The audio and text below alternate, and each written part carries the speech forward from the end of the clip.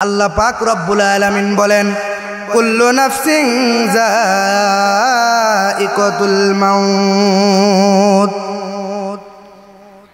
প্রত্যেকটা প্রাণীকে মৃত্যুর স্বাদ গ্রহণ করতে হবে। এই পৃথিবীর জমিন থেকে সকলকে চলে যেতে হবে। মুসলমান ইমানদার আল্লাহর গোলাম মুমিন বান্দার মরণ কেমনে হবে, নেককার বান্দার মরণ কেমনে হবে, আর বদকার বান্দার মরণ কেমনে হবে? প্রত্যেককে মৃত্যুর স্বাদ গ্রহণ করতে হবে।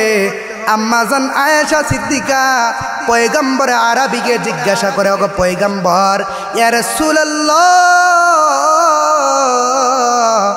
মুমিন বান্দার মৃত্যুর সময় তার কি কষ্ট হবে না? আল্লাহর হাবিব বলে, আয়েশা, মুমিন বান্দার মৃত্যুর সময় কষ্ট হবে, কষ্ট হবে, কষ্ট হবে, কিন্তু এই বান্দা কষ্ট বুঝবে না। মুমিনের কষ্ট হবে, কিন্তু বটে সে কষ্ট বুঝবে না, কারণ মুমিনের কষ্ট হলেও সে বুঝতে পারবে না। সম্মানিত উপস্থিতি, এই মৃত্যুর স্বাদকে প্রত্যেককে গ্রহণ করতে হবে, প্রত্যেককে মৃত্যুর স্বাদ গ্রহণ করতে হবে। আখিরি জামানার নবী পয়গম্বর আরবি বিশ্ব নবী যেদিন পৃথিবী থেকে বিদায় হয়ে যাবেন, আম্মা জান আয়েশা বলেন, নবী আমার চাদর পরিয়া শুয়ে আছেন, হাতটা একবার এইভাবে গুটাই, আবার লম্বা করে, বা গুটাই আবার লম্বা করেন। আম্মা জান আয়েশা বলেন, আমি যখন চাদরটা উঠাইলাম, উঠায় দেখি বিশ্ব নবী রহমতের নবীর মাথা থেকে পা পর্যন্ত এমন কোনো একটা পশম বাকি নাই যে পশমটা গামে নাই। আম্মা জান আয়েশা বলেন, আমি যখন দেখলাম রসুলের প্রত্যেকটা পশমের গুড়া ঘামছে, রসুলের যদি এই অবস্থা হয়, সাধারণ মানুষের কি অবস্থা হবে, আপনার আমার কি অবস্থা হবে? প্রত্যেকটা প্রাণীকে কিন্তু মৃত্যুর স্বাদ গ্রহণ করতে হবে। হযরত আজরাইল রাসূলকে সালাম দেই, সালাম দেই, সালাম দেই, সালাম দেই, আর রসুলকে সালাম দেওয়ার পরে রাসূলুল্লাহ সাল্লাল্লাহু আলাইহি ওয়াসাল্লাম ফাতেমাকে বলে, ফাতেমা দেখো তো দরজার ভিতরে কে? হযরত ফাতেমা যখন দরজার দিকে তাকায়, আজরাইলকে তো দেখা যায় না, দেখা যায় না। আল্লাহ পাক রব্বুল আলামিন বলতেছেন, আরে আজরাইল, তুমি আমার ফাতেমার সামনে প্রকাশিত হয়ে যাও। আর না হয় আমার ফাতেমা মনে করবে রাসূল মিথ্যা কথা বলছে। ফাতেমা কি বলছে? রাসূল মিথ্যা কথা বলছে। হযরত আজরাইল ফাতেমার সামনে প্রকাশিত হয়ে যায়। হযরত ফাতেমা পয়গম্বর আরবিকে বলে, ওগো রাসূল, ওগো আব্বা জান, এমন একটা মানুষ যার মাথা হলেন আসমানে, পা হলেন জমিনে। ইয়া রাসূলুল্লাহ, ওগো আব্বা জান, মক্কা মদিনায় কোথাও আমি এরকম মানুষ দেখি নাই, এরকম মানুষ আমি কোথাও দেখি নাই। আল্লাহর পয়গম্বর কয়েক সপ্তাহ থেকে অসুস্থ, ঘাড় ব্যথা, বুকের ব্যথা। রসুল ব্যথা লইয়া একটু দরজার দিকে তাকাইলেন, তাকানোর পরে দেখে হযরত আজরাইল। তখন বলে, মা ফাতেমা রে, এটা কেউ না, কেউ না, তিনি হলেন মালাকুল মাউত আজরাইল। তখন ফাতেমা বলে, আব্বা জান, আপনাকে কি নিতে আসছে? আপনাকে কি নিতে আসছে নাকি? আপনাকে যাইতে দিব না, আজরাইলকে ঘরে আসতে দিব না, দিব না, আপনাকে যাইতে দিব না। যখন ফাতেমা এই কথা বলেন, আল্লাহর পয়গম্বর বলে, রে ফাতেমা, আজরাইল আমি নবীর সম্মান রক্ষার্থে, আমি নবীর মর্যাদার কারণে আমার কাছে অনুমতি চাই। আজরাইল কারো কাছে অনুমতি নিতে হয় না, আজরাইল কারো কাছে অনুমতি নিতে হয় না। আজরাইল সকলের সামনে দরজা লাগাইলেও আসতে পারবে, যে যেখানে থাকুক না কেন সেখানে আজরাইল যাইতে পারবে। আমি নবীর সম্মান রক্ষার্থে অনুমতি চাই, তুমি তাকে আসতে দাও। আজরাইল যখন আসলেন রসুলের কাছে, আসার পরে রসুলকে বলে, ইয়া রাসূলুল্লাহ, আল্লাহ পাক আমাকে পাঠাইছেন। ওগো রসুল, আপনি যদি যাইতে চান আপনাকে নিয়ে যাব, আর যদি আপনি থাকতে চান আপনার হায়াতকে বৃদ্ধি করে দেয়া হবে। তখন আল্লাহ রসুল সাল্লাল্লাহু আলাইহি সাল্লাম বলেন, আজরাইল তুমি একটু অপেক্ষা করো। এবার একটু অপেক্ষা করো জিব্রাইল আসার আগ পর্যন্ত। জিব্রাইল আসার পর আল্লাহর পয়গম্বর জিব্রাইলকে বলতেছেন, আরে জিব্রাইল, আজরাইল বলতেছে আমার নাকি যাওয়ার সময় হয়েছে, তুমি কি বলো? জিব্রাইল আলাইহিস সালাতু ওয়াস সালাম ওই সময় বলে, ইয়া রাসূলুল্লাহ, আপনাকেও যাইতে হবে, যারা আপনার শত্রু আছে তাদেরকেও যাইতে হবে। জিব্রাইল যখন এই কথা বললেন, রসুলকে যখন এই কথা বলে ইঙ্গিত করলেন, রসুলের আর বুঝার বাকি নাই। রসুল এবার কান্না শুরু করে দিয়েছেন। জিব্রাইল বলে, ইয়া রাসূলুল্লাহ, আপনি কেন কান্না করেন? আপনার ফাতেমার জন্য কান্না করেন।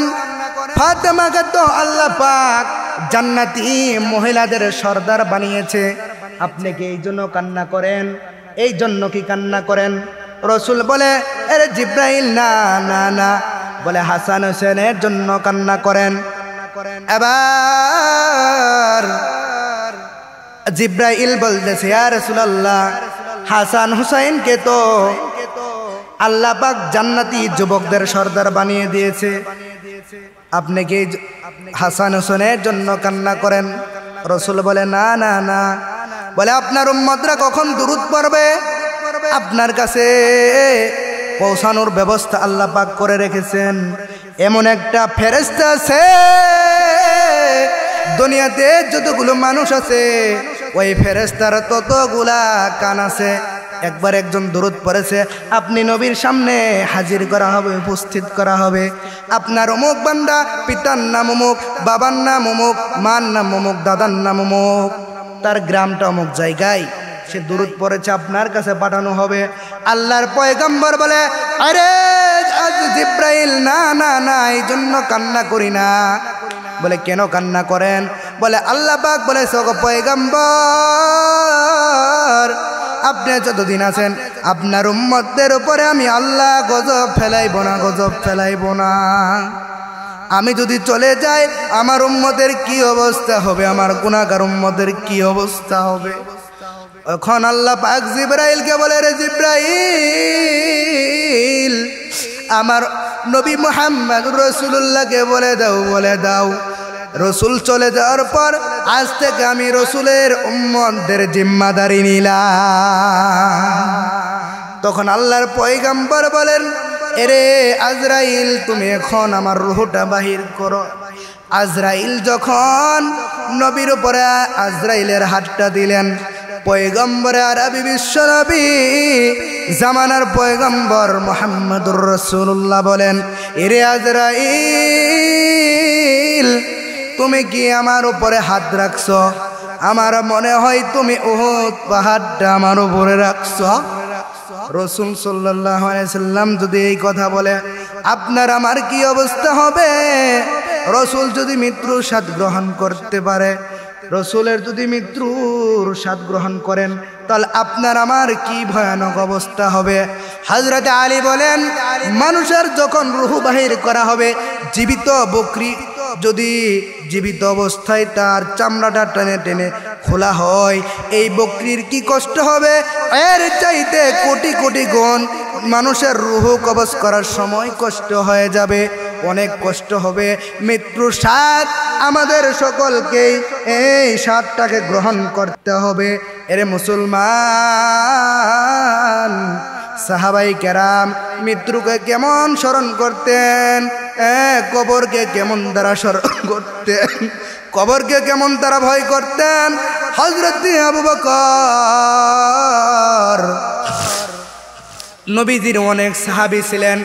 এই আবু বকরকে আল্লাহ পাক শুধু সাহাবী বলছেন, আর কোন সাহাবীকে আল্লাহ সাহাবী বলেন নাই, একমাত্র আবু বকরকে এই সাহাবী বলছেন। একমাত্র আবু বকর হলেন আল্লাহর দৃষ্টিতে সাহাবী। আল্লাহ পাক স্বয়ং আবু বকরকে এই সাহাবী বলছেন, আর কাউকে বলেন নাই। এই আবু বকর অন্ধকার রজনীর ভিতরে কবরের পাশে দাঁড়ায় কান্না করতেন, কান্না করতেন, হাউমাউ করে কান্না করতেন। এমন সময় এলাকাবাসীর ঘুম ভেঙে যাইতো, এলাকাবাসীর ঘুম ভেঙে যাইতো। লোকেরা আইসা বলে, ওগো খলিফাতুল মুসলিমিন, আপনি কেন এত কান্না করেন কবরে বাসা আইসা? আপনি তো জান্নাতের সার্টিফিকেট প্রাপ্ত সাহাবী, কেন আপনি তো কান্না করেন? বলে দেখুন আমার বন্ধুরা শুয়ে আছে, কি সুন্দর কবরে শুয়ে আছে, আমার নাকের ভিতরে তাদের জান্নাতি গ্রান আসতেছে, খুশবু আসতেছে, জান্নাতি মেহমানদারি গ্রান আসতেছে। না জানি আমার কবরের অবস্থা কি হয়ে যায়, না জানি আমার কবরের অবস্থা কি হয়ে যায়। মুসলমান ইমানদার, এই জন্য কবরকে বেশি বেশি স্মরণ করা, মৃত্যুকে বেশি বেশি স্মরণ করা। পয়গম্বর আরবি বিশ্বনবী বলেন, যে ব্যক্তি দিনের ভিতরে 10 বার মৃত্যুকে কবরকে স্মরণ করবে, ওই বান্দা যদি ওই দিন মারা যায়, আল্লাহ পাক তার মৃত্যুকে শহীদি মৃত্যু হিসাবে কবুল করে নিবেন। এরে মুসলমান, মৃত্যু 2 প্রকার, নেককারের মৃত্যু, বদকারের মৃত্যু। নেককারের মৃত্যু একরকম হবে, বদকারের মৃত্যু কিন্তু আরেক রকম হবে। নেককার বান্দা আবার বদকার বান্দা, তাদের মৃত্যু কিন্তু 2 প্রকার, 2 প্রকারে তাদের মৃত্যু হবে। নেককার বান্দা এবং বদকার বান্দার 2 প্রকার মৃত্যু। নেককার বান্দা মৃত্যুর সময়, মৃত্যুর স্বাদ সে কি এমন ভাবে গ্রহণ করবে, তার কষ্ট হবে কিন্তু সে বুঝতে পারবে না।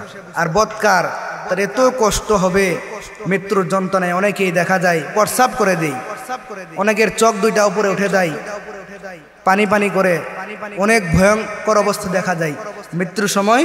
বেঈমানদের পাশে থাকলে ওই সময় বোঝা যায় যে কি অবস্থা। মুসলমান নবীর উম্মতের দল, আল্লাহর নবীর সাহাবী হযরত আবু হুরায়রা রাদিয়াল্লাহু তাআলা আনহু হইতে বর্ণিত,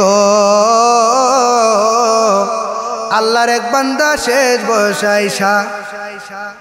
বয়সে আইসা আল্লাহর বান্দা মুরব্বী মানুষ ভাবলেন, আমার জীবনে তো শুধু গুনাহ করলাম, নেকামল করতে পারলাম না, নেকামল তো কিছু করলাম না। এবার সন্তানদেরকে ডেকে ডেকে সন্তানদেরকে ওসিয়ত করলেন, এর সন্তান, আমার একটা ওসিয়ত, আমি যখন মারা যাব তোমরা আমাকে মুসলমানের মতো কবর খনন করে তোমরা আমাকে কবর দিবা না, কবর দিবা না, তোমরা আমাকে মুসলমানের মতো কবর দিবা না। রাতের অন্ধকারের মধ্যে কাউকে জানাবা না, গাজীপুরের কোনো মুসলমানকে জানাবা না, আমার লাশটাকে চিতার আগুনে জ্বালায়া জ্বালায়া দিবা, একটা অংশ যেন বাদ না থাকে, একটা অংশ যাতে না থাকে। সন্তানরা মানতে চায় না, বলে আমি বাবার প্রতি যদি মহব্বত থাকে, ভালোবাসা থাকে তাহলেই মানবা। সন্তানরা বাধ্য হয়ে বাবার কথা মানলেন। দরদের বাবা এবার সন্তানদের ডাক দিয়ে বলে, বসো বসো, শেষ হয় নাই, আমার লাশটা চিতার আগুনে জ্বালায়া তোমরা লাশটার ছাইকে 2 ভাগে ভাগ করবা। 2 ভাগে ভাগ কইরা 1 ভাগ ছাই পাহাড়ের উপরে উঠিয়া যেই দিকে বাতাস সেই দিকে ছাড়বা, আর 1 ভাগ ছাই বড় বড় সাগর, নদীতে, খাল বিলে তোমরা ছেড়ে দিবা। সন্তানরা বাবাকে ডাক দিয়ে বলে, বাবা এর দ্বারা কি লাভ? বলে, আমার জীবনে তো শুধু গুনাহ গুনাহ। আল্লাহ বলছেন, কুল্লু নাফসিন যায়িকাতুল মাউত, সকল প্রাণীকে মৃত্যুর স্বাদ গ্রহণ করতে হবে। সুম্মা ইলাইনা তুরজাউন, মৃত্যুর পরে শেষ নয়, আল্লাহর সামনে আবার দাঁড়াইতে হবে, দাঁড়াইতে হবে। আমি কেমনে দাঁড়াবো? আমার তো খালি গুনাহ।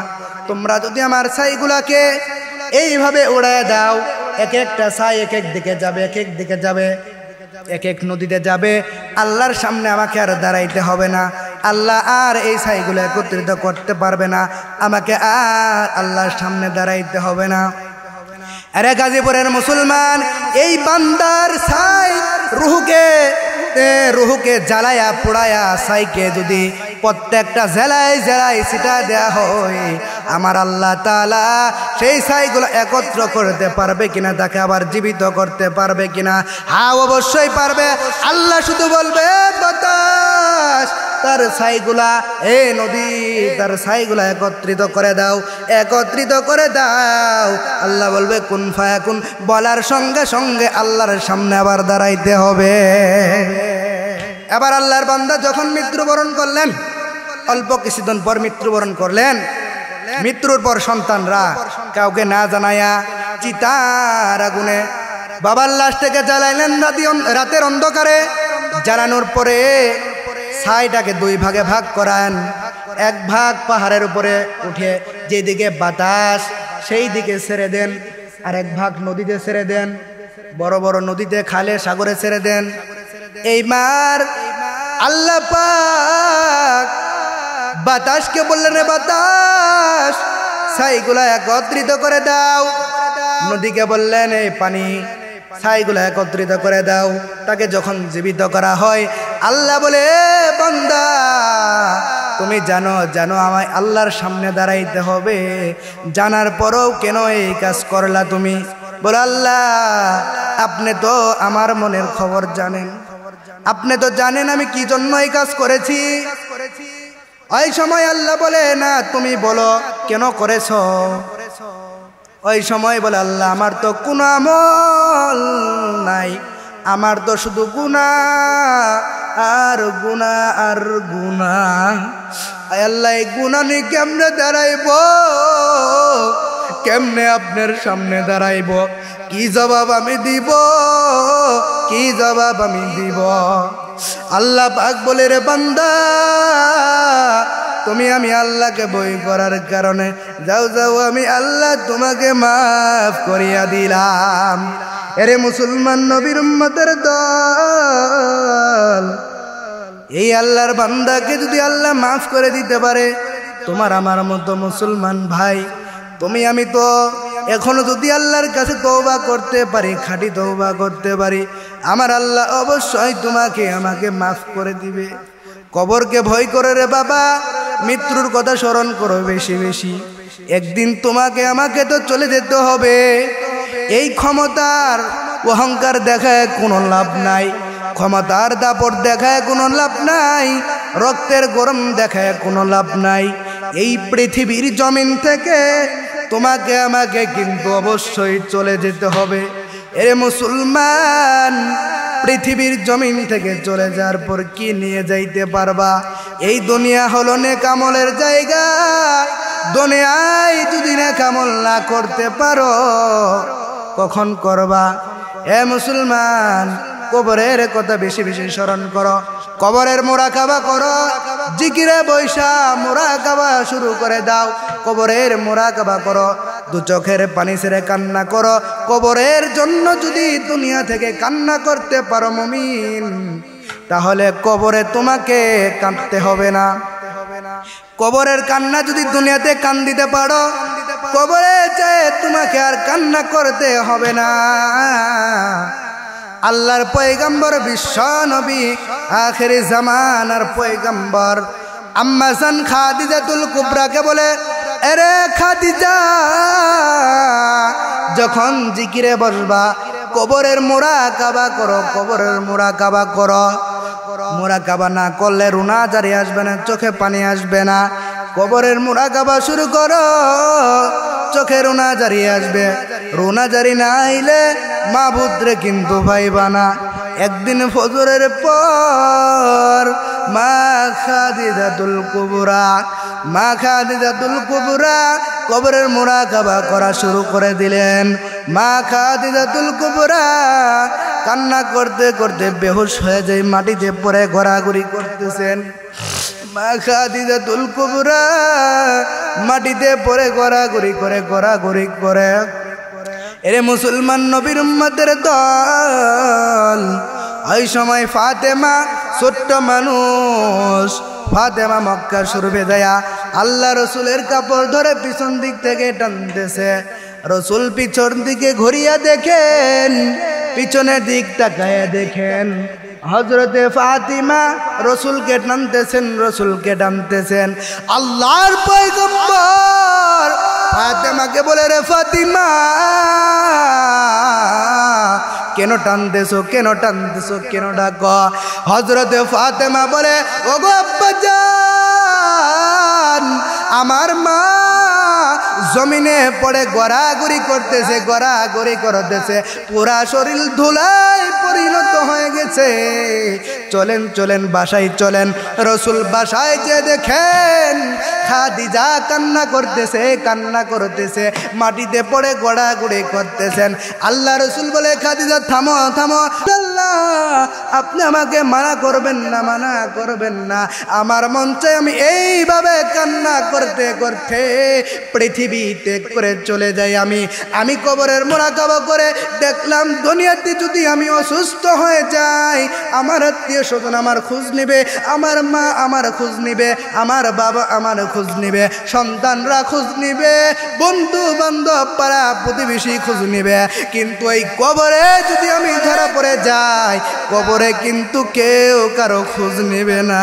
ইয়া রাসূলুল্লাহ, আমি চাই কান্না করতে করতে যেন আমি এই পৃথিবীর জমিন থেকে চলে যেতে পারি। আল্লাহ পাকের নবী মুহাম্মদুর রাসূলুল্লাহ বলেন, এ খাদিজা তুমি থামো, আমি তোমার জন্য দোয়া করব, আমার আল্লাহ তোমাকে মাফ করিয়া দিবেন। বলে, ইয়া রাসূলুল্লাহ, না না, দোয়া করলে হবে না। রাসূলুল্লাহ সাল্লাল্লাহু আলাইহি সাল্লাম বলেন, খাদিজা কান্না থামাও থামাও, আমি তোমার জন্য দোয়া করব। আমার মেয়ে ফাতেমা তোমার কান্দনে কান্দিতাছে। আমার মেয়ে ফাতেমা যখন কান্না করে, আমি বাবার অন্তরটা জুড়ায় যাই, আমার অন্তরে সহ্য হয় না। এ খাদিজা, তোমার কান্না থামাও, কান্না থামাও, কান্না থামাও। আরে মুসলমান, আল্লাহর নবীর স্ত্রী হয়ে যদি কবরকে এত ভয় করতেন, কবরের মুরাকাবা করতেন, তোমার আমার কি পরিমাণ কবরের মুরাকাবা করা দরকার। তখন খাদিজা বলে, ইয়া রাসূলুল্লাহ, আপনি আমাকে তিনটা কথা দেন, এই কথা যদি দেন, তিনটা কথা আমাকে দেন। বলে, কি বলবা রে খাদিজা? খাদিজা বলেন, ইয়া রাসূলুল্লাহ, আমার মৃত্যুর পরে আপনি আমার জানাজাটা পড়বেন। বলে, ঠিক আছে, পড়লাম। বলে, আপনার জামা মুবারক দিবেন, আমার মৃত্যুর সময় আমাকে জামা মুবারকটা পড়ায়া দাফন করবেন। আপনার জামার বরকতে কবরের দুই পাশের মাটি আমাকে চাপ দিতে পারবে না। রাসূল বলে, ঠিক আছে, দিলাম। এরপরে খাদিজা বলেন, ওগো পয়গম্বর, শুনেছি মুনকার নাকির যখন মানুষের সামনে আসে, ওই সময় মানুষের হুঁশ থাকে না। আমি খাদিজার কি অবস্থা হই জানি, আমি জানি না। ওগো পয়গম্বর, লোকজন চলে আসার পরও আপনি দাঁড়ায় থাকবেন, আমার সওয়াল জবাবটা আপনি দিয়ে দিবেন। রাসূল বলেন, ঠিক আছে। যখন কিছুদিন পরে আম্মাজান খাদিজাতুল কুবরা মারা যায়, মারা যাওয়ার পর এবার রাসূল জানাজা দিলেন, জামা মুবারকটা পরায়া দিলেন। এরপর রাসূল দাফন শেষে কবরের পাশে দাঁড়িয়ে রইলেন। এবার রাত্রি হয়ে যায়, অন্ধকার হয়ে যায়। রাসূল কবরের পাশে দাঁড়ানো, এখনো মুনকার নাকির আসে না, মুনকার নাকির এখন আসে না। রাসূল ভাবতেছেন, অন্ধকার হয়ে গেল, রাত হয়ে গেল, এখনো কেন মুনকার নাকির আসে না। তখন আল্লাহ পাক ডাক দিয়ে বলে, ও আমার বন্ধু, ওগো আমার বন্ধু, আপনি এখনো খাদিজার কবরে কেন দাঁড়িয়ে রয়েছেন, বসে রয়েছেন? ওই সময় পয়গম্বরে আরবি বলে, আল্লাহ, খাদিজার মুনকার নাকির যখন সওয়াল জবাব নিতে আসবে, ওই সময় খাদিজা যদি উত্তর না দিতে পারে, জবাব না দিতে পারে, আমি দিয়ে দিব। বলে, ওগো পয়গম্বর, খাদিজাকে শুধু আপনি একা ভালোবাসেন না, একা ভালোবাসেন না, স্বয়ং আমি আল্লাহ খাদিজাকে ভালোবাসি। খাদিজার সওয়াল জবাব আপনাকে দিতে হবে না, আমি আল্লাহ স্বয়ং দিয়ে দিছি। বলি না সুবহানাল্লাহ। আরে মুসলমান, নবীর স্ত্রী হয়ে যদি কবর কেমন ভয় করতেন, তোমাকে আমাকে কি পরিমাণ ভয় করা দরকার। কবরে যাওয়ার পর তোমাকে আমাকে তিনটা প্রশ্ন করবে, মান রব্বুকা, তোমার রবকে, নেককার ইমানদার হইলে তার জবান থেকে বাড়িয়ে যাবে রব্বি আল্লাহ, বদকার হইলে বলতে পারবে না। এরপরে বলবে তোমার দিন কি, যদি নেককার হয় বলবে দিন ইয়াল ইসলাম, আমার দিন হলো ইসলাম।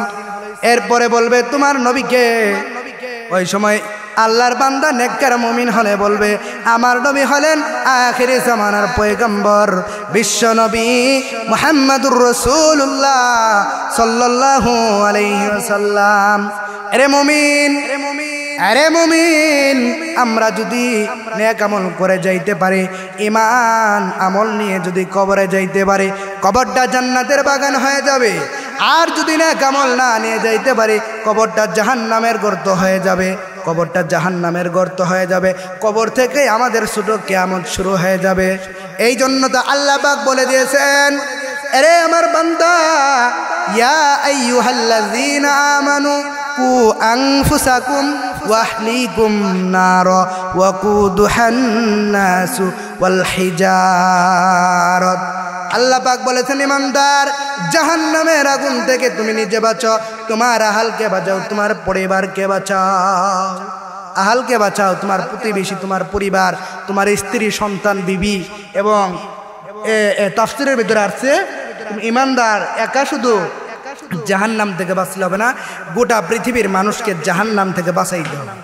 এই জাহান্নাম এত গভীরতা, জাহান্নামে এত আযাব হবে। একদিন সাহাবাই কেরাম আল্লাহ রসুল একসঙ্গে বসা কথা বলতেছেন, এমন সময় একটা বিশাল এক শব্দ আল্লাহর পয়গম্বরকে বলেন, ইয়া রাসূলুল্লাহ, এটা কিসের শব্দ? আল্লাহ রসুল বলেন, আজ থেকে 70 বছর পূর্বে জাহান্নামের উপর থেকে একটা পাথর ছাড়া হয়েছিল। আজ 70 বছর পরে জাহান্নামের তলদেশে যে পাথরটা পৌঁছিল, জাহান্নাম কত গভীরতা। আল্লাহ পাক হাশরের ময়দানে ফেরেশতাদের ডেকে বলবেন, ও ফেরেশতারা, যাও যাও যাও, 7 তবক জমিনের নিচ থেকে জাহান্নামটাকে উঠায় নিয়ে আসো। আমার বান্দারা দুনিয়াতে শখ করে জাহান্নাম কামাই করেছে, যাও যাও জাহান্নামটাকে উঠায় নিয়ে আসো। জাহান্নামটাকে উঠায় নিয়ে আসার পর জাহান্নাম হাঁপাইতে থাকবে, লাফাইতে থাকবে, হাশরের ময়দান হুলস্থুল হয়ে যাবে। ওই সময় জিব্রাইল, মিকাইল, ইসরাইল, আজরাইল আলাইহিস সালাতু ওয়াস সালাম, মুসা, ঈসা আলাইহিস সালাতু ওয়াস সালাম সিজদায় পড়ে যাবে, কান্না করবে আর বলবে, ইয়া নাফসি, ইয়া নাফসি, আল্লাহ আমারে বাঁচাও, আল্লাহ আমাকে বাঁচাও, আল্লাহ আমাকে বাঁচাও। সকল পয়গম্বর, ওই সময় পয়গম্বররা বলবে, আল্লাহ আপনি আমাকে বাঁচান, আল্লাহ আমাকে বাঁচান, আল্লাহ আমাকে বাঁচান। শুধু আপনার আমার নবী সিজদায় পড়ে কান্না করবে আর বলবে, রব্বি হাবলি উম্মতি, রব্বি হাবলি উম্মতি, আল্লাহ আপনি আমার উম্মতদেরকে বাঁচান, আপনি আমার উম্মতদেরকে বাঁচান। নবী আমার সিজদায় পড়ে কান্না করতে থাকবেন। আল্লাহ পাক বলবেন, ওগো হাবিব, দুনিয়াতে আমি আল্লাহ আপনাকে বহু কষ্ট দিয়েছি, আর কষ্ট দিতে চাই না, মাথা উঠান, আপনি যা বলবেন তাই শোনা হবে। ওই সময় আল্লাহ রসুল সাল্লাল্লাহু আলাইহি ওয়াসাল্লাম বলবে, আল্লাহ আমার গুনাহগার উম্মতদেরকে আপনি মাফ করে দেন। এই যে জাহান্নাম যেইভাবে হাঁপাইতেছে, লাফাইতেছে, আপনি জাহান্নামকে আগে থামান। আল্লাহ পাক ওই সময় একটু পানি দিবেন, রসুলকে একটু পানি দিবেন, বলবে, ইয়া রাসূলুল্লাহ, এই পানিটুকু লয়ে যান, পানিটুকু লইয়া জাহান্নামের গায়ে ছিটায়া দেন। রসুল যখন পানিটুকু ছিটায়া দিবেন, পানিটুকু জাহান্নামের গায়ে দেওয়ার সঙ্গে সঙ্গে জাহান্নাম পিছনের দিকে দৌড়াতে থাকবেন। আল্লাহ রসুল বলবেন, আয় আল্লাহ, এটা কি আবে হায়াতের পানি না হাউজে কাউসারের পানি? এটা কোন কুদরতের পানি রে মালিক? আল্লাহ বলবেন, এটা আবে হায়াতের পানি না, হাউজে কাউসারের পানি না, এটা কোনো কুদরতি পানি না, এটা হলো আপনার গুনাহগার উম্মত। যখন গুনাহ করেছে, গুনাহ করার পরে বুঝতে পেরে আমি আল্লাহর কাছে খাঁটি তওবা করেছে, 2 চোখের পানি ছেড়ে দিয়েছে, এই পানিটুকু আমি আল্লাহ জমা রেখেছি, এটা হলো আপনার গুনাহগার উম্মতের চোখের পানি। চিন্তা করে দেখেন, এই চোখের পানির কত দাম, এই চোখের পানির কত দাম। জাহান্নামের গায়ে চোখের পানিটা ছিটা দেওয়ার সঙ্গে সঙ্গে জাহান্নাম পিছনের দিকে দৌড়াতে থাকবে। এই জাহান্নামের আগুনকে আল্লাহ তাআলা 3000 বছর জ্বালান। 1 2 3 1000 2000 3000 জ্বালালেন। এখন আমাবস্যার রাতের মতো অন্ধকার। যখন প্রথম আদম আলাইহিস সালাম পৃথিবীতে আসলেন, আসার পরে রান্না করে খাওয়ার জন্য যখন আগুনের প্রয়োজন হয়, ওই সময় আল্লাহ পাক জাহান্নামের দরজা মালিকের মাধ্যমে 1 বুট আগুন লইয়া পৃথিবীর পূর্ববান্ধে সাহেক নামক এক পাহাড়, এই পাহাড়ের উপর রাখেন। রাখার পর পাহাড় জ্বলে পড়ে ভস্ম হয়ে যায়। দুনিয়ার আগুনটা সৃষ্টি হলো ধোঁয়া থেকে। এই ধোঁয়া থেকে আগুনের সৃষ্টি। এই আগুনের এত পাওয়ার, কাছে যেয়ে থাকা যায় না, কাছে যেয়ে থাকা যায় না। হাতটা রাখলে হাত পুড়ে যাবে, কলিজা পর্যন্ত ভুনা হয়ে যাবে জাহান্নামের আগুন কাছে লাগলে। সম্মানিত উপস্থিতি, আগুনের এত পাওয়ার, 1টা মিনিট যদি হাত দিয়ে রাখা হয় আমরা পারবো না। যেন আমাদের আল্লাহ তাআলার কাছে পানা চাওয়া, বেশি বেশি আমল করা, কবরকে স্মরণ করা, মৃত্যুকে স্মরণ করা, জাহান্নামের ভয়ে কান্না করতে হবে। হাসরের মধ্যে এক ব্যক্তি অনেক আমল লইয়া হাসরের ময়দানে উঠবে। 99 দফতর, এক একটা দফতর হলো জমিন থেকে আসমান পর্যন্ত এত বিশাল লম্বা আমল লইয়া উঠবে। উঠার পরে যখন তার আমলটা মাপা হবে, ওই সময় তার আমল মাপার সময় একজন আয়েশা বলবে, আল্লাহ দুনিয়ার জমিনে আমার কাছ থেকে টাকা নিয়েছিল, রব্বে কাবার মালিক আমার টাকা দেয় নাই, মালিক তুমি এই বিচারটা আমাকে করে দাও, এই টাকাটা আমাকে নিয়ে দাও। আল্লাহ বলবেন, এ বান্দা তুমি যে তার টাকা নিয়েছিলে আর দাও নাই, দাও তোমার আমল দিয়ে পরিশোধ করে দাও। এরপর আরেকজন বলবে, রব্বে করিম আয় আল্লাহ দুনিয়াতে আমার হক নষ্ট করেছে, আয় আল্লাহ এর বিচার করে দাও। আরেকজন আয়েশা বলবে, রব্বে কাবার মালিক আল্লাহ দুনিয়াতে আমার ক্ষেত থেকে যে ধান নিয়ে গিয়েছিল, আমার খেতে ভালো ধান হয়েছে, সে কেটে তার খেতে তার বাসায় নিয়ে গেছে। আমার টালে ভালো তরকারি হয়েছে, সিরে নিয়ে দিয়ে সে ভোগ করেছে, খাইছে, আল্লাহ এই বদলা আমাকে দিয়ে দাও। আরেকজন আয়েশা বলবে, রব্বে করিম দুনিয়াতে আমার গীবত করেছে, সমালোচনা করেছে, এই যে আমার সমালোচনা করেছে, আমার চুগলখড়ি করেছে, এর বদলা দাও। আল্লাহ বলবে, বান্দা দে দে তোর নেকামল দে, নেকামল দিয়ে পরিশোধ করে দে। এক পর্যায়ে দেখা যাবে 99 দফতর আমলের চাইতে গুনার সংখ্যা বেশি। এরে মুসলমান, গুনার সংখ্যা বেশি হয়ে যায়। এক পর্যায়ে তার গুনার সংখ্যা বেশি হয়ে যাবে। মুসলমান ইমানদার আল্লাহর গোলাম ইব্রাহিম ইবনে আদমকে বলে, হুজুর আমরা দোয়া করি, আমাদের দোয়া কেন কবুল হয় না? ইব্রাহিম ইবনে আদম বলেন, তোমরা রসুলের আশেক দাবি করো, রসুলের আশেক দাবি করো, কিন্তু সকালবেলা ঘর থেকে বাহির হও, কোরআন বুঝো, কোরআন অনুযায়ী আমল করো না। সকালবেলা ঘর থেকে বাইর হয়ে গীবতের অবস্থা লয়ে বসো। হাসরের ময়দানে একদল লোক আনন্দ উল্লাসে কাবার মালিককে ডেকে বলবে, আল্লাহ দুনিয়াতে তো আমরা এত আমল করি নাই, আমাদের আমল নামায় এত আমল কেমনে আসলো, কেমনে আসলো? আল্লাহ বলবেন, আরে বান্দা দুনিয়াতে নেক আমল করো নাই, কিন্তু তোমাদের যারা গীবত করেছে, বদনাম করেছে, সমালোচনা করেছে, তাদের আমলগুলো তোমাদের আমল নামায় চলে আসছে। আরেক দল কান্না করবে আর বলবে, আল্লাহ দুনিয়াতে এত আমল করলাম, ও কাবার মালিক আল্লাহ এত আমল করার পরও আমাদের আমল নামাই তো এখন আমরা আমল দেখি না। আল্লাহ বলবে, আমল করেছো ঠিক আছে, কিন্তু তোমরা মানুষের গীবত করেছো, গীবত করেছো, গীবত করার কারণে তোমাদের আমলগুলো তাদের আমল নামাই চলে গেছে, তাদের গুনাহগুলি তোমাদের আমল নামাই চলে আসছে। এই যে মানুষের গীবত করার কারণে, চুগলখড়ি করার কারণে, মানুষের হক মেরে খাওয়ার কারণে দেখা যাবে যাদের চুগলখড়ি করেছে, যাদের গীবত করেছে, তারা তাদের পাশ দিয়ে হাসতে হাসতে জান্নাতে চলে যাবে, আর তাদেরকে জাহান্নামে যাইতে হবে। আরে মুসলমান, কবরে যদি ভালো থাকতে চাও আমল করো, আমল না করলে কিন্তু উপায় নাই, আল্লাহর সামনে কিন্তু দাঁড়াইতে হবে। আল্লাহ তো বলে দিয়েছেন, কুল্লু নাফসিন যায়িকাতুল মাউত, মৃত্যু স্বাদ সকলকে গ্রহণ করতে হবে। যার জীবন আছে, গাছপালা, তরুলতা, পশু পাখি, মানুষ সকলকে এই সাতটা গ্রহণ করতে হবে। সুম্মা ইলাইনা তুরজাউন, আবার আল্লাহর সামনে দাঁড়াইতে হবে।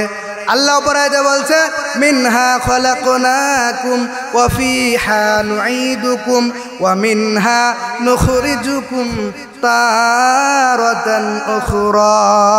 আল্লাহ বলে বান্দা এই মাটি থেকে তোমাকে সৃষ্টি করেছি, পুনরায় এই মাটিতে আবার নিয়ে আসবো, আবার এই মাটি থেকে তোমাকে জীবিত করব। একজন সাহাবা ইন্তেকাল করেন, আরেকজন সাহাবা জিজ্ঞাসা করেন ইয়া রাসূলুল্লাহ, একজন সাহাবা ইন্তেকাল করেন, আরেকজন সাহাবা স্বপ্নের ভিতরে দেখেন তার কবরটা অনেক সুন্দর হয়ে গেছে, তার চেহারাটা অনেক সুন্দর, পোশাকটা সাদা দবদবে, লেবাস অনেক সুন্দর। সাহাবী বলেন এরে ভাই, আল্লাহ তোমার কোন আমল পছন্দ করেছে তোমার এই সুন্দর পোশাক, এত সুন্দর চেহারা?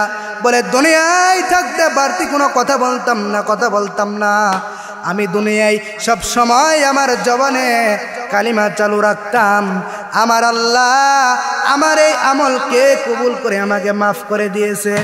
এই জন্য মুসলমান ভাইরা আমার, নেক আমল করতে হবে, কবরকে স্মরণ করতে হবে, মৃত্যুকে স্মরণ করতে হবে, জাহান্নামের ভয়ে চোখের পানি ছাড়তে হবে, মা বাবার সঙ্গে ভালো ব্যবহার করতে হবে। মা বাবার সঙ্গে যদি খারাপ ব্যবহার করো, তোমার মা বাবা তোমার জন্য জান্নাত, তোমার জন্য জাহান্নাম। মা বাবার দিকে যদি এক নজর মায়ার নজরে তাকাও, একটা কবুল হজের সওয়াব পেয়ে যাবা। পৃথিবীর এমন কোনো মানুষ নাই যে যার দিকে তাকাইলে তুমি কবুল হজের সওয়াব পাবা। তোমার পীরের দিকে তাকাইলে কবুল হজ পাইবা না, তোমার ইমামের দিকে তাকাইলে তুমি কবুল হজ পাবে না, আলেমের দিকে তাকাইলে কবুল হজ পাবা না, তুমি খতিবের দিকে তাকাইলে কবুল হজ পাবা না। কিন্তু তোমার চেহারার দিকে যদি তাকাইতে পারো, বাবার চেহারার দিকে যদি তাকাইতে পারো, একটা কবুল হজের সওয়াব পেয়ে যাবা। ওই মা যাদের বেঁচে আছে, বাবা যাদের বেঁচে আছে, এখনো সুযোগ আছে। অনেকের মা নাই, বাবা নাই। আজকের এই ময়দান থেকে অনেকেই মার কাছে যাইতে পারবেন, বাবার কাছে যাইতে পারবেন।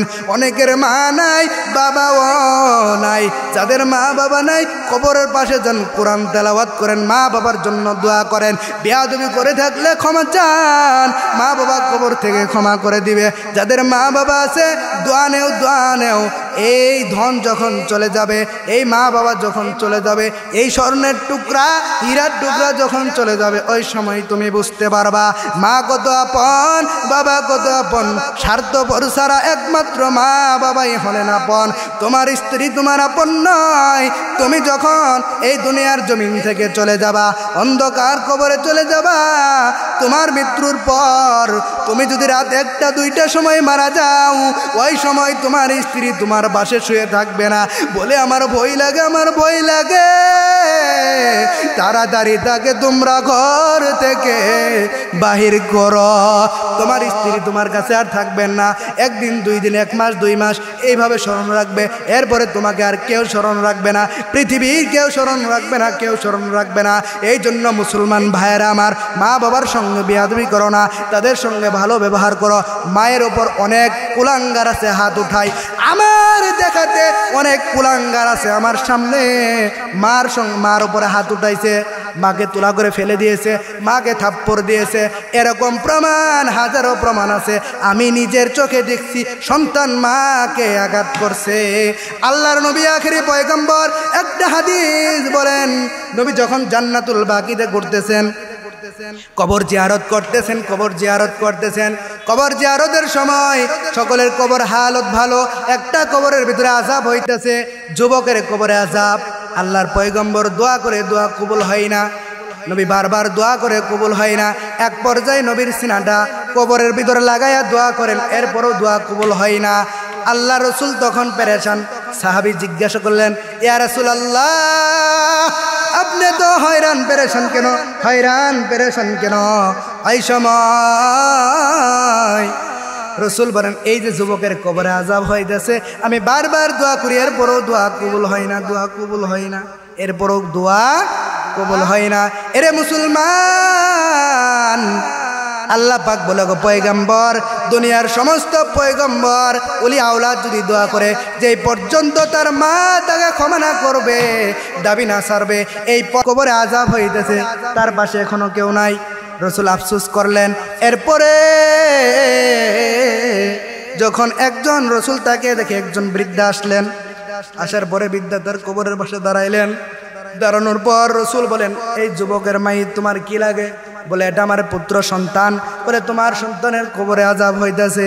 তখন মহিলা বলে, আমি অনেক খুশি হইলাম। বলে, তুমি কেমন মা খুশি হইলা? বলে, ইয়া রাসূলুল্লাহ, শুনেন শুনেন কেন খুশি হইলাম। আমার এই সন্তানটাকে গর্ভে রাইখা তার বাবা পৃথিবীর জমিন থেকে চলে যায়। চলে যাওয়ার পর ইয়া রাসূলুল্লাহ, আমি মা এই সন্তানটা জন্ম দেওয়ার পরে পৃথিবী আসার পরে মানুষের বাড়িতে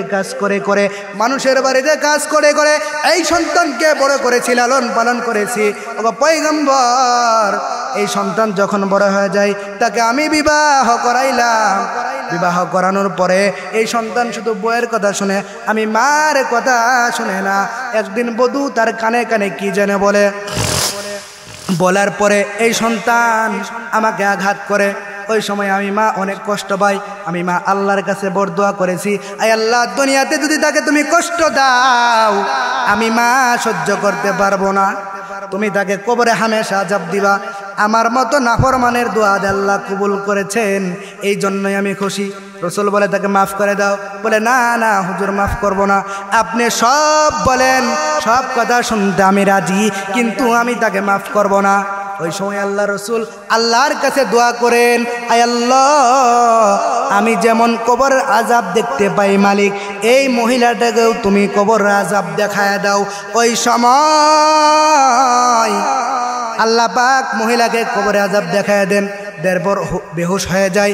হুশ ফেরার পরে মহিলা আবার বলে, হুজুর, মানুষের কবরে তো আযাব হয়, গোস্তগুলো খসে খসে পড়তেছে, অনেক আযাব হইতেছে। আমি মার সহ্য করতে পারলাম না, আমি মা তাকে মাফ করলাম। আপনি দোয়া করেন আমার সন্তানকে যেন মাফ করে দেই। এবার রাসূল দোয়া করে দিলেন, মা দাবি ছাড়লেন, সন্তানের কবরে আযাবটা মাফ হয়ে গেল। এই জন্য মুসলমান ইমানদার, আরে যুবক, পা দুটো আগে দিয়ে হাত দিয়ে বলি, পায়ের ভিতর দিয়ে হাত দিয়ে বলি, মার সঙ্গে বেয়াদবি করিস না, বাবার সঙ্গে বেয়াদবি করিস না। আরে যুবক, মার সঙ্গে যদি বেয়াদবি করে থাকস, এর যুবক ভাই, এখনই মার কাছে ক্ষমা চেয়ে নে। আরে বাবার সঙ্গে যদি বেয়াদবি করে থাকো, এখনো মার কাছে ক্ষমা চেয়ে নে, বাবার কাছে ক্ষমা চেয়ে নে। এই মা বাবার কাছে ক্ষমা চেয়ে নে। মা বাবা যদি তোকে মাফ না করে, কবরটা তোর জাহান্নামের গর্ত হয়ে যাবে। তোর মা বাবা তোমার জন্য জান্নাত, মা বাবা তোমার জন্য জাহান্নাম। এরে মুসলমান নবীর উম্মতের দল, এই পৃথিবী ছেড়ে সকলকেই চলে যেতে হবে। আল্লাহ তো বলে দিয়েছেন, কুল্লু নাফসিন যায়িকাতুল মাউত, সকলকে মৃত্যু স্বাদ গ্রহণ করতে হবে, পৃথিবী ছেড়ে চলে যেতে হবে। কেউ থাকতে পারবো না, সকলকেই চলে যাইতে হবে। আরেকটা হাদিস শরীফের ভিতরে আসছেন, যারা ঋণ রাইখা দুনিয়ার জমিন থেকে বিদায় নেই, তাদের কবরে ভয়ঙ্কর আযাব হবে। এই জন্য আমরা কেউ ঋণ রাইখা পৃথিবীর জমিন থেকে ত্যাগ করবো না। অনেকেই আছে ঋণ থুইয়া পৃথিবীর জমিন থেকে চলে যায়। আমাদের এলাকায় একটা ঘটনা বলে যায়, আল্লাহর এক বান্দা, প্রতাপশালী বান্দা, একটা গরিবের কিছু ধান আত্মসাৎ করেছিল, কিছু ধান বেশি নিয়েছিল। এই মুরব্বী গরিব বান্দা তার মৃত্যুর পরে তার কাছে আসেন, মৃত্যুর পর লাশের পাশে দাঁড়াইয়া বলেন, আমার দাবি যেই পর্যন্ত আমার ঋণ আমাকে আদায় না করে যাবে, আমি তার লাশটাকে কবরে যাইতে দিব না। আমার যে ধান আমার মাথা থেকে উঠায় নিয়ে আসছিল, এই বান্দা যদি আমার ধান এর টাকা না দেও তোমরা, তাকে আমি দাফন করতে দিব না, কবরে রাখতে দিব না। মুসলমান ভাইরা আমার, সময় শেষ, আলোচনা আজকে এই পর্যন্তই থাকলো। আবার যদি কোনো সময় দেখা হয় ইনশাল্লাহ আমরা আলোচনা করব। এখন আমরা দুরূদ শরীফ পড়ি, দোয়া হবে, সকলে সবার জন্য দোয়া করব। আল্লাহুম্মা সাল্লি আলা মুহাম্মাদিন ওয়া আলা আলি মুহাম্মাদ কামা সাল্লাইতা আলা ইব্রাহিম ওয়া আলা আলি ইব্রাহিম ইন্নাকা হামিদুম মাজিদ। اللهم آمين ربنا ظلمنا أنفسنا وإن لم تغفر لنا وترحمنا لنكونن من الخاسرين ربنا آتنا في الدنيا حسنة وفي الآخرة حسنة وقنا عذاب النار رب العالمين يا الله সকলেরই দরজাতে মাওলা খালি রইছে আর রব্বুল আলামিন আল্লাহ সকলেরই দরজা সারিয়া গো মালিক আপনারই দরজায় রইছি পড়িয়া আপনারই দরজায় রইছি পড়িয়া সকলেরই দরজা হাইতে মাওলা ফিরিয়া আপনার দরজায় রইলাম পড়িয়া আপনি যদি মাফ না করেন আল্লাহ বান্দারে বলে না আপনার বান্দা যাবে কারদারে বলে না আপনার বান্দা যাবে কারদারে আয় আল্লাহ আপনি আমাদের तमाम জিন্দেগীর গুনাহগুলো মাফ করিয়া দেন রব্বুল আলামিন আল্লাহ আল্লাহ আদম থেকে আজ পর্যন্ত যত নর নারী অন্ধকার কবরে শুয়েছে আল্লাহ সকলের কবরকে আপনি জান্নাতের বাগান বানায় দিন রব্বুল আলামিন আল্লাহ আমাদের মধ্যে যাদের মা নাই বাবা নাই এই মা বাবার কবরকে আপনি জান্নাতের বাগান বানায় দিন রব্বুল আলামিন আল্লাহ আমাদের মধ্যে যাদের মা আছে বাবা নাই অনেকেরই বাবা আছে মা নাই আয় আল্লাহ এই জনম দুঃখিনী দরদি বাবা দরদি মার কবরটাকে তুমি জান্নাতের বাগান বানায় দাও অনেকেরই দাদা দাদি নানা নানি আত্মীয় স্বজন অন্ধকার কবরে শায়িত আয় আল্লাহ সকলের কবরকে তুমি জান্নাতের বাগান বানায় দাও আয় আল্লাহ বেশি বেশি নেক আমল করার তৌফিক দান করিয়া দাও মালিক গুনাহ থেকে তুমি আমাদের ফিরার তৌফিক দান করে দাও রব্বুল আলামিন আল্লাহ আজকের এই মাহফিলকে তুমি কবুল আর মঞ্জুর করিয়া নাও আয় আল্লাহ এই মাদ্রাসাকে তুমি কবুল আর মঞ্জুর করিয়া নাও আয় আল্লাহ আমার মহব্বতের মানুষ আজহার ভাই সাগর ভাই মুর্শিদ ভাই আল্লাহ তাদেরকেও তুমি মাফ করিয়া দাও তাদের জিন্দেগীর গুনাহ গাদাগুলো মাফ করিয়া দাও হে রব্বুল আলামিন আল্লাহ আল্লাহ যে যে উদ্দেশ্য লইয়া হাত বাড়িয়েছে আল্লাহ প্রত্যেকের হাতকে তুমি কবুল করে নাও প্রত্যেকের মনের বাসাকে তুমি কবুল করে নাও প্রত্যেকের মনের নেক বাসনাগুলোকে তুমি পুরা করিয়া দাও রব্বে কাবার মালিক আল্লাহ তুমি আমার পিতা মাতার গুনাহ মাফ করে দাও আল্লাহ আমাদের আত্মীয় স্বজনদের মধ্যে যারা অন্ধকার কবরে শায়িত প্রত্যেককে তুমি জান্নাতি বানায় দাও রব্বুল আলামিন আল্লাহ যা চাইতে পারলাম মানে একটা দিয়ে দাও যা চাইতে পারলাম না তাও দিয়ে দাও আমিন আমিন আলহামদুলিল্লাহি রাব্বিল আলামিন আসসালামু আলাইকুম ওয়া রাহমাতুল্লাহ।